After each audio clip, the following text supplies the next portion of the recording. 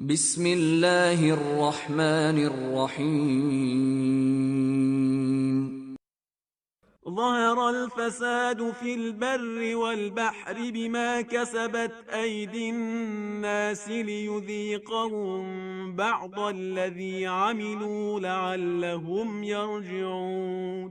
لوگوں کے ہاتھوں کی کمائی کی بنا پر فساد، خشکی اور تری ہر جگہ غالب آ گیا ہے تاکہ خدا ان کے کچھ اعمال کا مزہ چکھا دے تو شاید یہ لوگ پلٹ کر راستے پر آ جائیں۔ قل سيروا في الأرض فانظروا كيف كان عاقبة الذين من قبل كان أكثرهم مشركين۔